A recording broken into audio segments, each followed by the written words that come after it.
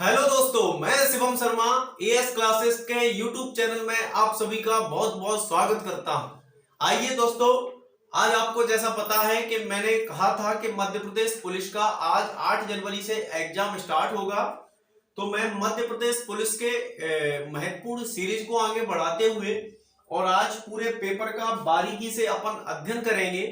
कैसा पेपर आया, ठीक है, कौन कौन से क्वेश्चन पूछे गए, आपको कुछ स्टूडेंट से हम बात भी करवाएंगे, लाइव बात करवाएंगे और पूछेंगे उनसे कि आज का पेपर कैसा रहा है और उस लड़के के कैसे नंबर रहे हैं। मैं आपको बता दूं, वो लड़का कोचिंग पढ़ाता है, अच्छा है पढ़ने में, तो उसके नंबर भी जानेंगे और पूरा पेपर का पैटर्न भी जानेंगे।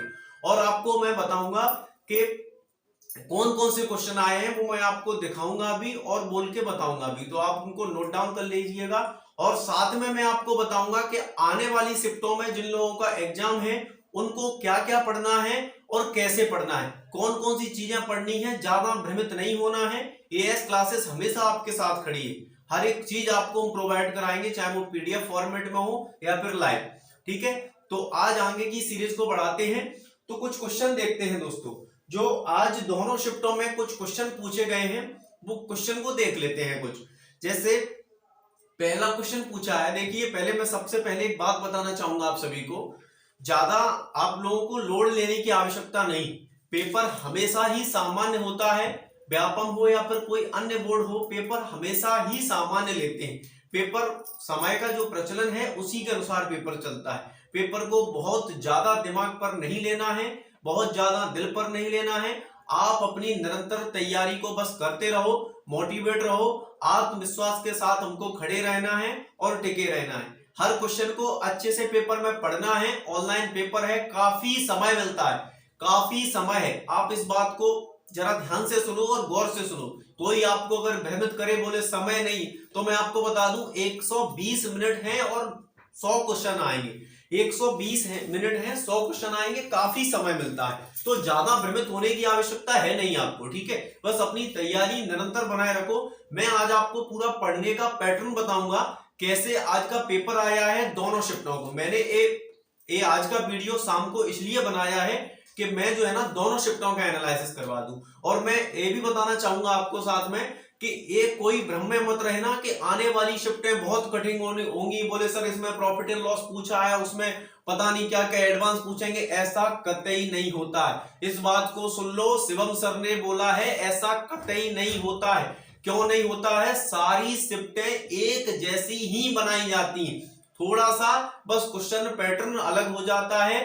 जैसे अगर अभ्यारण्य 31 है मध्य प्रदेश में, तो एक अभ्यारण्य जैसे सुबह की शिफ्ट में पूछा है, तो शाम वाली शिफ्ट में भी एक अभ्यारण्य पूछा है। मैंने सारे 31 अभ्यारण्य अपने वीडियो में कराए हैं, तो मेरे उस वीडियो पर आप अभ्यारण्य की सीरीज को जरूर देख लीजिएगा, ठीक है। और जैसे आने वाली शिफ्टें हैं तो सब में एक अभ्यारण्य आएगा। अब मान लो कि कोई छोटा या बड़ा अभ्यारण्य कोई आ जाता है जिसको आपने पढ़ा नहीं है कभी, तो वो आपको कठिन लगने लगता है दोस्तों। इसलिए हम बोलते हैं कि भाई हमारी शिफ्ट बहुत कठिन आई, पर ऐसा नहीं होता है, ठीक है। आगे नॉर्मलाइजेशन भी समझेंगे कि कैसे किया जाता है। तो सबसे पहले हम आज के पेपर पे फोकस करते हैं दोस्तों। चलिए, हम आपको कुछ क्वेश्चन जो है ना हमारे पास लिखे हुए हैं, उन क्वेश्चनों को भी हम आपको बताएंगे। सबसे पहले हम उस लड़के से बात करते हैं जिसका आज पेपर था, ठीक है। तो उस लड़के से बात करेंगे जिसका आज पेपर था और जानेंगे कि पूरा पेपर कैसे आया है, ठीक है। हमारे साथ एक लड़का है, तो उसका आज पेपर था, ठीक है दोस्तों। तो उसको मैं आपके सामने लाइव फोन लगा रहा हूं और आपको अभी पेपर पूरा एनालिसिस करूंगा, आप खुद सुनिए। हेलो, हाँ, क्या नाम है भाई तुम्हारा? रामेंद्र सिंह नाम है भैया का। भैया पेपर कैसा आया था आज? बहुत सिंपल पेपर, भैया बता रहे हैं, बहुत सिंपल पेपर आया था। आप लोगों को मैंने बताया था कि ज्यादा टेंशन लेने की आवश्यकता है नहीं, ठीक है। हाँ भैया, आप मुझे बताओ कि पेपर का लेवल जो है ना कैसा था, सामान्य या मिडल, मतलब कैसा था?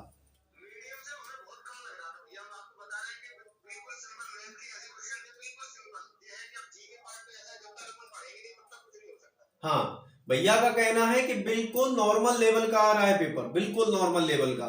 हाँ, तो जीएस में भैया कुछ पेपर का पैटर्न मध्य प्रदेश से कितने क्वेश्चन आए थे? 5 या 6 क्वेश्चन आ रहे हैं भैया का कहना है कि 5 या 6 क्वेश्चन मध्य प्रदेश से आ रहे हैं। कौन कौन से क्वेश्चन, कुछ एक आध याद है आपको?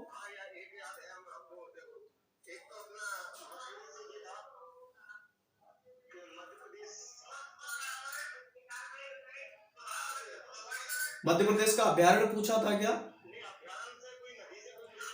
हाँ,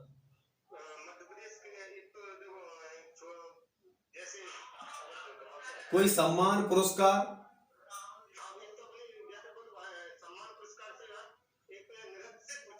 हाँ, एक नृत्य आ रहा है दोस्तों, एक नृत्य, आप लोग नृत्य जरूर पढ़िए। मैं कल नृत्य का वीडियो बनाऊंगा, ठीक है, सारे नृत्य कराऊंगा एमपी के। हाँ, और नृत्य और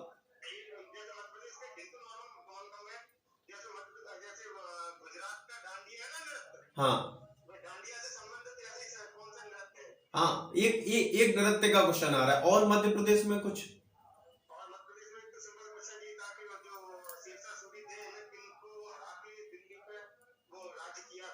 हाँ, तो एक इतिहास से आ रहा है, शेरशाह सूरी से, मुगल काल से क्वेश्चन आया है, हुमायूं को हराकर दिल्ली पर कब्जा किया था, ठीक है, तो एक क्वेश्चन आ रहा है। और भूगोल से कोई? भूगोल से बताइए, भूगोल से कोई प्रश्न? अच्छा अच्छा, और करंट से कितने क्वेश्चन आ रहे हैं, करंट से?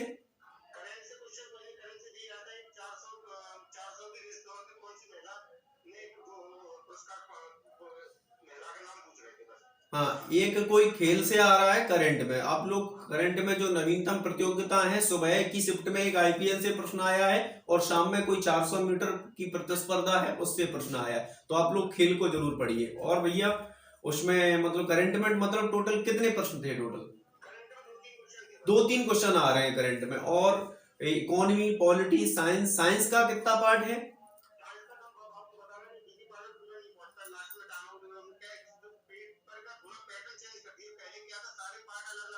अच्छा अच्छा, तो अब क्या सारा मिक्सर आ रहा है ना?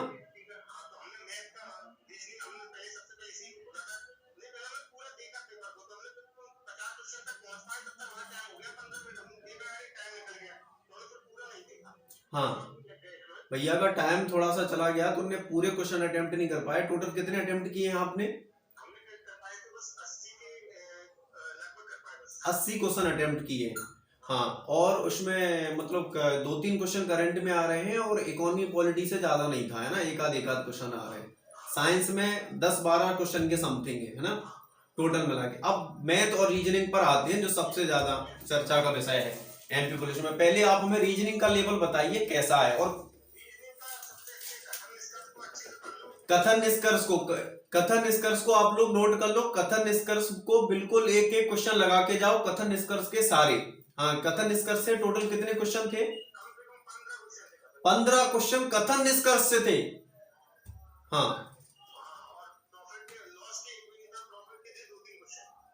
अच्छा, प्रॉफिट के थे 2-3 क्वेश्चन, लॉस का नहीं था कोई, है ना। और रीजनिंग से ब्लड रिलेशन से कोई क्वेश्चन? किससे? सीआई से थे 2-3 क्वेश्चन, सीआई से 2-3 क्वेश्चन आ रहे हैं। सीआई में कौन से, किस्त वाले थे या सामान्य थे? सामान्य सीआई आ रहा है। अच्छा, और उसमें रीजनिंग में कोई अन्य टॉपिक, ब्लड रिलेशन, रक्त संबंध वगैरह? ब्लड रिलेशन में कौन सा रिलेशन था, कोई नाम दे रहे थे या फिर ए का मतलब? अच्छा, हाँ, अच्छा अच्छा, ब्लड रिलेशन आ रहा है, मतलब ठीक आ रहा है। हाँ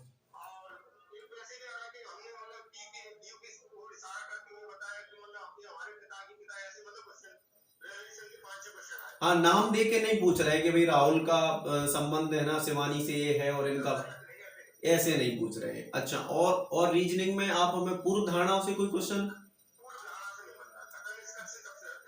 कथन निष्कर्ष से सबसे ज्यादा क्वेश्चन है। और कैलेंडर से कोई क्वेश्चन? कैलेंडर से एक भी क्वेश्चन नहीं है। क्लॉक से कोई क्वेश्चन? हेलो, हाँ, क्लॉक से कोई क्वेश्चन? घड़ी से भी कोई क्वेश्चन नहीं था। और अन्य अन्य टॉपिक रीजनिंग में नंबर सीरीज आती है, उससे? 5 6 क्वेश्चन कोडिंग डिकोडिंग से थे, सामान्य थे क्वेश्चन। हाँ, सिंपल कोडिंग डिकोडिंग आ रही है। और उसमें जो सीरीज आती है नंबर सीरीज, जैसे 2 4 6 8 10 ए वाली सीरीज आती है उससे।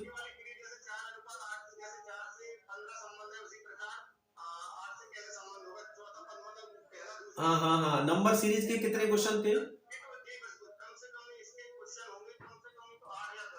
8 या 10 क्वेश्चन थे इसके नंबर सीरीज के। जैसे मैंने पहले भी बताया था 2017 पुलिस में भी पूछी है 8 से 9 क्वेश्चन, इसमें भी आ रही है। और वो एक अल्फाबेट सीरीज होती है, जैसे ABCD ऐसे करके वो बीच में डॉट डॉट डॉट छोड़ देते हैं, उससे कोई क्वेश्चन, श्रेणी का कोई क्वेश्चन नहीं था। ठीक है। हाँ, अब आ जाओ मैथ। मतलब टोटल कितने क्वेश्चन की रीजनिंग आ रही है? दोनों मिला के 30 30 35 25 ऐसे रेशियो में आ रही है। अब मैथ पे आ जाओ। मैथ में एडवांस मैथ के क्या किस किस?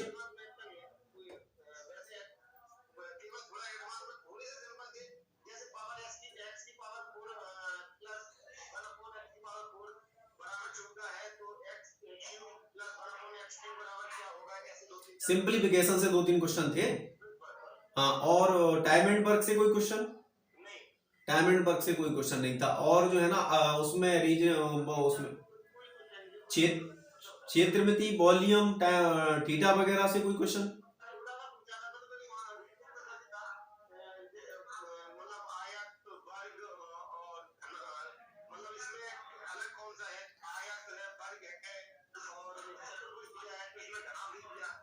हाँ, तो मतलब सामान्य पेपर आ रहा है आपका, कहना ये है ना। आपने 80 अटेम्प्ट किए, कितने फाइनल टोटल नंबर कितने आए? 68 है भैया की ऐसे कैटेगरी है। बहुत बहुत अच्छे नंबर हैं, आपको बहुत बहुत शुभकामनाएं। ठीक है, बहुत बहुत धन्यवाद आपका। सुन लिया आपने, सामान्य पेपर आ रहा है, 80 क्वेश्चन भैया ने अटेम्प्ट किए थे, उसमें से 67 सही किए हैं।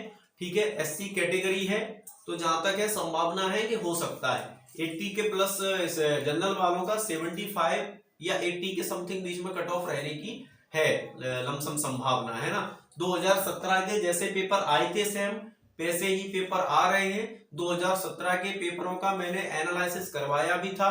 तो 2017 के पेपर में 8 से 9 क्वेश्चन नंबर सीरीज के आए हैं दोस्तों। और नंबर सीरीज की कोई ट्रिक नहीं होती, कोई फॉर्मूला नहीं होता, वो सिर्फ आपकी प्रैक्टिस पर डिपेंड करती है। आप जितनी मेहनत करोगे, कोई भी टीचर अगर ये बोल दे रीजनिंग का कि नहीं नंबर सीरीज की कोई प्रैक्टिस होती, नहीं, कोई नंबर सीरीज की कोई ट्रिक होती, कोई ट्रिक नहीं होती। अगर कोई ट्रिक बताए तो आप भ्रमित मत होना। आपको स्क्वायर, क्यू, रूट सारी चीजें बेस आपका अच्छा होगा तो ही वो रीजनिंग के क्वेश्चन कर पाओगे। रीजनिंग में सबसे टॉप अगर टफ है तो यही सारी चीजें। नंबर सीरीज अगर टफ पूछ देंगे तो वो नहीं बनती। ठीक है, तो आप लोग फोकस करो, अभी वक्त है आने वाली शिफ्टों के लिए, आप लोग मेहनत करो। अब जो सुबह की शिफ्ट के और शाम के कुछ जो क्वेश्चन है, तो मैं क्वेश्चनों को लेकर आ रहा हूं, तो मैं आपको बता दूं। अब मैं आपको ये भी बताऊंगा कि कौन कौन से टॉपिक पढ़ना है। देखिए, मध्य प्रदेश से मैंने बताया था कि 6-7 क्वेश्चन से लेकर 10 क्वेश्चन तक आने की संभावना है, और वो आ भी रहे। ठीक है, तो सबसे पहले आज जो पूछा है वो पूछा है मध्य प्रदेश का सबसे बड़ा अभ्यारण्य। मैंने अभ्यारण्य कराए हैं, उसमें मैंने बताया था नौरादेही सागर। तो नौरादेही का अभ्यारण्य सबसे बड़ा अभ्यारण्य है।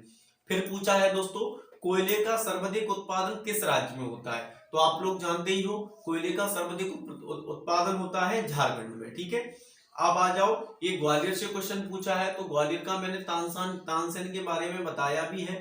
तानसेन के बारे में कहावत भी है ग्वालियर में कि भाई जब बच्चा रोता है तो सुर में रोता है, और जब लोटा यानी पीने वाला जो एक पात्र होता है, लोटा ढुलकता है तो ताल में। यानी कि तानसेन बहुत बड़े संगीतकार थे, अकबर के नवरत्नों में शामिल थे। इनका जन्म जो है ना ग्वालियर के बेहट गांव में हुआ था। ठीक है दोस्तों, तो तानसेन की समाधि पूछी है जो कहाँ है, तो ग्वालियर जिला पूछा है, ग्वालियर में बेहट ग्राम है। ठीक है, चौथा क्वेश्चन पूछा है दोस्तों, मध्य प्रदेश में चीनी का कटोरा किसे कहते हैं? तो मध्य प्रदेश में चीनी का कटोरा मैं आपको बता दूं दोस्त, देखिए मैं इसको समझा देता हूं आपको, ताकि कोई दिक्कत ना हो आपको आने वाली शिफ्टों में। देखिए, तो मैं आपको समझा देता हूं मध्य प्रदेश। तो मध्य प्रदेश में चीनी का कटोरा इस शिफ्ट में पूछा है। चीनी का कटोरा, चीनी का कटोरा तो आने वाली शिफ्ट में मध्य प्रदेश में रेशम उत्पादक, कपास उत्पादक जिले भी पूछ सकते हैं। तो मैंने आपको फसलों का एक वीडियो कराया है, तो वो वीडियो जरूर देख लेना आप, ठीक है। आगे देखो, मध्य प्रदेश में अगर पूछे कि सरसों का उत्पादन सबसे ज्यादा कहाँ होता है, तो वो चंबल रीजन में होता है सरसों, ठीक है। अगर गेहूं का सर्वाधिक उत्पादन पूछे तो गेहूं का सर्वाधिक उत्पादन होता है होशंगाबाद में, होशंगाबाद में, ठीक है। अब चना का सर्वाधिक उत्पादन पूछे दोस्तों, चना मध्य प्रदेश में सबसे ज्यादा कहाँ होता है, तो चना होता है दोस्तों विदिशा जिले में, ठीक है। अब आपको ये भी बता दें कि गेहूं के उत्पादन में पहले पंजाब टॉप पर था, सेकंड नंबर पे उत्तर प्रदेश था, पर अब ये नवीन जो आंकड़े आए हैं उनमें मध्य प्रदेश टॉप पर पहुंच गया है। मध्य प्रदेश पूरे भारत का एकमात्र ऐसा राज्य है जिसको 5 बार कृषि कर्मण पुरस्कार से सम्मानित किया गया है दोस्तों, ठीक है।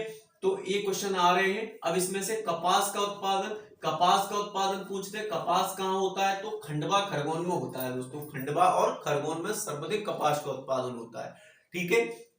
तो अफीम पूछ दें, अफीम, अफीम का उत्पादन मैंने जब मंदसौर जिला पढ़ाऊंगा, और वैसे भी मैं पढ़ाता रहता हूँ अपनी नदियों की सीरीज हो जाए कोई भी, मैं सब कोऑर्डिनेट करके पढ़ाता रहता हूँ। तो अफीम का उत्पादन आप लोग मंदसौर जिला लगाइए, मंदसौर जिला है ना, मंदसौर में अफीम होती है। अगर गांजा पूछे, गांजा कहाँ होता है, ये आने वाली शिफ्टों में इन प्रश्नों की आने की 90% संभावना है। तो आप एक प्रश्न जरूर लिख लो, एक कॉपी पेन लेके प्रश्न जरूर लिख लो, अफीम का उत्पादन मंदसौर में होता है, ठीक है। अब अगर गांजा पूछे, गांजा एमपी में कहाँ होता है, गांजा, तो गांजा को आप आंखें बंद करके खंडवा लगा सकते हो, ठीक है, खंडवा लगा सकते हो। अब आ जाओ अपने चीनी के कटोरे वाले क्वेश्चन पर। तो चीनी का कटोरा आज पूछा है दोस्तों, तो चीनी का कटोरा जो है ना वो नरसिंहपुर को कहते हैं। नरसिंहपुर मध्य प्रदेश का सबसे अधिक गन्ना उत्पादक जिला है, ठीक है, आप नोट डाउन कर लो, नरसिंहपुर, नरसिंहपुर मध्य प्रदेश का सबसे अधिक गन्ना उत्पादक जिला है। आगे की सीरीज देखते हैं कौन कौन से पूछ। लाल बाग पैलेस पूछा है, इंदौर में रहने वाला कोई भी व्यक्ति बता देगा लाल बाग पैलेस कहाँ है, तो इंदौर में है। फिर पूछा है मध्य प्रदेश में मदन महल कहाँ है, मदन महल पूछा है, सामान्य प्रश्न है, एमपी का कोई टफ प्रश्न नहीं है। मध्य प्रदेश की पहली सीरीज हम पढ़ते हैं तो उसमें सबसे पहले मदन महल पढ़ते हैं, जबलपुर में है। आगे पूछा है दिल्ली देश की राजधानी कब बनी, तो सामान्य क्वेश्चन है, कोई टफ क्वेश्चन नहीं आ रहा है, ठीक है, कोई टफ क्वेश्चन नहीं आ रहा है। आपको बिल्कुल भ्रमित होने की जरूरत नहीं है, आप दिल से बिल्कुल दिमाग से निकाल दो कि नहीं पेपर बहुत बिल्कुल सामान्य, अच्छे से खुश होकर पेपर दो, कोई लोड लेने की आवश्यकता नहीं। होना ना होना सब ईश्वर के हाथ में, हमारे हाथ में सिर्फ प्रयास है। हमको प्रयास करना है, दम से करना है, मेहनत से करना है, मेहनत में कोई कमी नहीं छोड़नी, ठीक है। तो आप लोग बस प्रयास करते जाइए, हम आपके साथ हैं, आपको हर एक चीज प्रोवाइड कराएंगे, ठीक है। तो दिल्ली देश की राजधानी कब बनी, मैं इतिहास की सीरीज भी चालू करना चाह रहा हूं, तो आप लोगों को इतिहास की सीरीज सारी पूरी फ्री में देखने को मिलेगी। आप हमारे चैनल को सब्सक्राइब करें, है ना, उसके बाद ही आपको उस पर बेल आइकन दबाएं, तो जो भी वीडियो आया करेगा तो आपको वहां पे ऊपर नोटिफिकेशन के रूम में दिख जाया करेगा। तो दिल्ली देश की राजधानी दोस्तों कब बनी है, तो वो 1911 में बनी थी, ठीक है।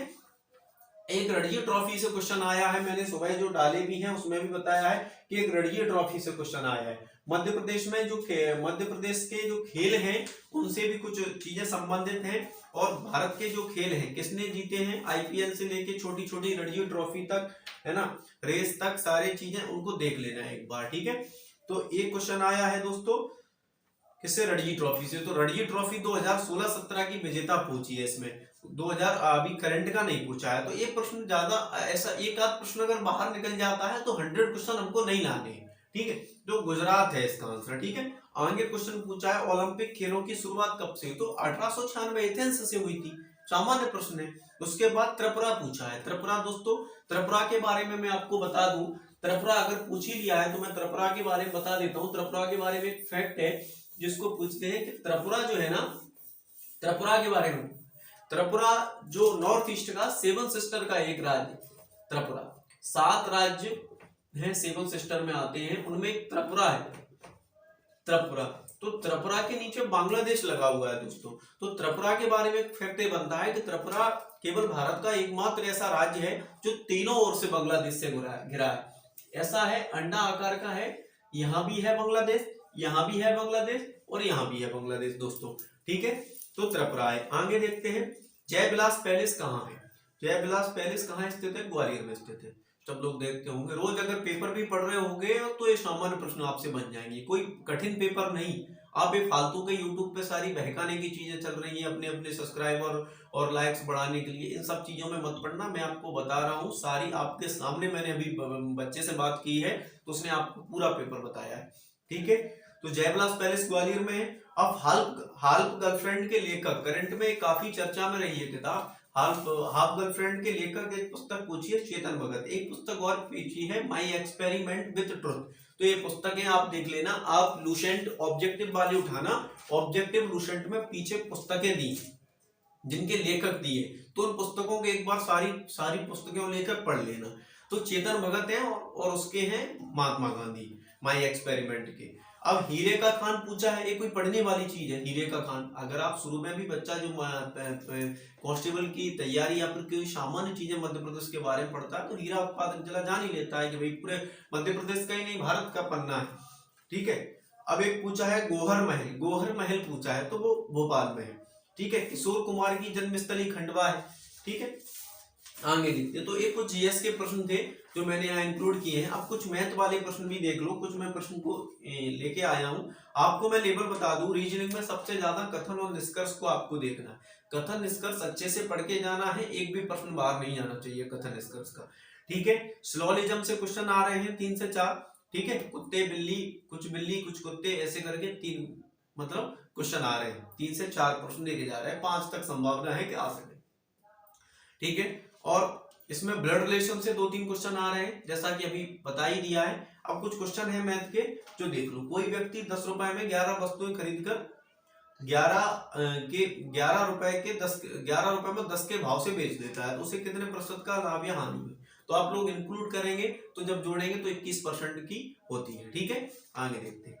अब अगला एक सीरीज पूछे हैं 27, 125, 343, सभी क्यों है। अगला पद पूछा है सामान्य आ रहा है, मैंने बताया 26 लीटर दूध व पानी के मिश्रण में दूध व पानी का अनुपात 11:2 है। इसमें कितना दूध और मिलाया जाए कि दूध व पानी का अनुपात 12:1 हो जाए। मिश्रण का एलिगेशन का प्रश्न है, तो आप लोग इसको देखना, एलिगेशन पढ़ लेना। एक आयत का विकर्ण 17 सेंटीमीटर है, इसका परिणाम 46 मीटर, इसका क्षेत्रफल क्या होगा। 10th स्टैंडर्ड के प्रश्न है, 10th के भी नहीं 8th के, तो आप लोगों को ज्यादा घबराने की आवश्यकता नहीं है, ठीक है। तो ज्यादा ऑब्लिश होने की आवश्यकता नहीं है, सामान्य पेपर है और आप लोगों को भी सामान्य रहना है। सफलता एक दिन में नहीं मिलती है दोस्तों, सफलता एक दिन जरूर मिलती है अगर आप प्रयास बराबर निरंतर करते रहेंगे, आप प्रयास करते रहेंगे। असफलताएं चाहे कितनी भी मिले, हमें दिल तोड़ के मेहनत करनी है, जी तोड़ के मेहनत करनी है, तरीके से मेहनत करनी है, इससे आपको जीवन जीने का सलीका जरूर आएगा। तो मैं आज की सीरीज की विदाई लेता हूं और आप लोगों से सभी से यही कहना चाहूंगा कि बहुत ज्यादा हाइपर ना हो। अगली शिफ्टों में जिसका पेपर है वो तरीके से अच्छे से पेपर दें, पढ़ने में मन लग रहा है तो ही पढ़ें, वरना आराम से शांति से सोएं, कोई हॉपलेस होने की आवश्यकता नहीं, कोई 2 दिन में पेपर नहीं निकलने वाला है, ठीक है। तो मैं विदाई देता हूं। अगर हमारा ये वीडियो आपको पसंद आया हो तो कृपया करके लाइक करें, शेयर करें और सब्सक्राइब करें। मैं विदाई देता हूं, बहुत बहुत धन्यवाद, बहुत बहुत आभार।